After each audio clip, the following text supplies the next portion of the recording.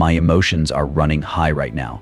My name is Joseph, and it is the 17th century BC. I'm in a small room, just moments away from confronting my brothers. The same brothers who threw me into a hole and sold me as a servant 22 years ago. I was my father Jacob's favorite son. He made me a beautiful coat of many colors, but that coat became a symbol of everything my brothers resented about me. I had dreams where my brothers bowed down to me. I thought they'd be amazed, but instead they were furious. Their jealousy grew until they couldn't hide it anymore. One day they acted on their anger. They threw me into a pit, leaving me to die. But then they saw a caravan of traders passing by. Instead of leaving me to die, they sold me as a servant. To cover their tracks, they tore my coat and dipped it in goat's blood. They told our father I had been killed by a wild animal. His grief was unbearable. As a servant in Egypt, I worked for Potiphar, a powerful man. God blessed everything I did, and soon I was in charge of Potiphar's entire household. But trouble found me again. Potiphar's wife tried to seduce me. When I refused her, she accused me of wrongdoing, and I was thrown into prison. Even there, God didn't abandon me. Years later, Pharaoh had troubling dreams no one could explain.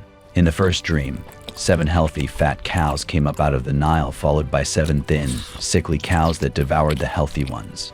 In the second dream, 7 full, golden heads of grain grew on a single stalk, but then 7 thin, scorched heads of grain sprouted and swallowed the healthy ones.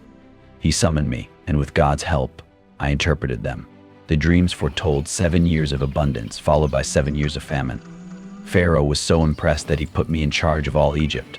I became second in command, overseeing the preparations for the coming famine. Then, during the famine, my brothers came to Egypt seeking food. They bowed before me, just as I had dreamed all those years ago. They didn't recognize me, but I recognized them.